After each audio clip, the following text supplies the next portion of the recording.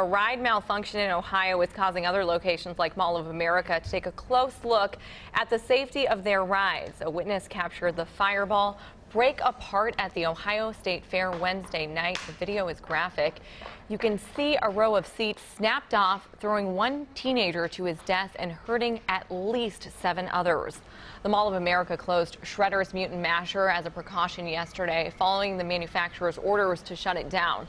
The ride swings like a pendulum as passengers twirl around, not unlike the ride in Ohio. We also checked in with the Anoka County Fair. Its carnival doesn't have the same type of ride that malfunctioned at the Ohio State Fair, but understanding what went wrong is important to those in charge. We want to see what happened so that we can prepare too for anything that might happen. I drive by and these rides are running empty. They're checking them, they're spot checking them. These rides get checked even, I've seen them checking them just in between rides when nobody's on them. The Gopher State Exposition operates the rides at the fair, and staff inspect them daily before the fair opens. A third-party inspector also checks them annually. We also checked in with the state fair. A representative tells us they do not have a ride like the one that broke in Ohio. Starting today, a number of Minneapolis restaurants will include an extra fee with your meal to fund health care. Barbette, the Bryant Lake Bowl, and The Bird are just a few of Kim Bartman's restaurants. She's adding a 3% service charge to customers' checks to offset the rising cost of health care for her employees. Health and dental benefits have been part of Bartman's business for many years.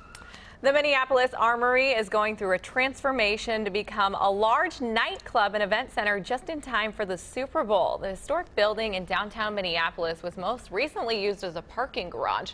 Built in 1935, the Armory was once home to the Minneapolis Lakers basketball team.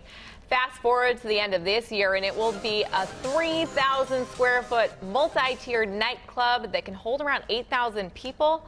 The Armory will host concerts by A-list performers on the 3 nights prior to the Super Bowl. This was the lineup from last year. I was fortunate enough to have the Chainsmokers and Sam Hunt on a Thursday night. Bruno Mars was our Friday night talent with DJ Khaled, and we had Taylor Swift finish the night on Saturday. Performers for the nights leading up to the Super Bowl will be announced in September. The Armory will also host a big after party after the big game, and then it will be an event center where weddings and car shows could be held, as well as more concerts. Any picks that you would like to perform there? He just named a few of the people that I would like to see. Dustin Lynch from our country station, Buzzin' 1029. You can hear him there. I would love to see him there. Sure. How about you? Beyonce, I'd take. DJ Khaled, Bieber. And some country music singers, too. Bieb's already canceled on us once. But maybe he'll come back for the Super Bowl. Okay. I like the sound of that. Yeah. Vikings quarterback Teddy Bridgewater is breaking his silence after his devastating knee injury he experienced last year. It made me a better person, I can say that much. And it made me very appreciative to life. And you never know when something you love can be taken from you, within the blink of an eye. So for me, like I said, it just made me appreciate the small things in life. That was Teddy yesterday talking to reporters at training camp in Mankato. He says he waited so long to address his injury so he could focus on recovery.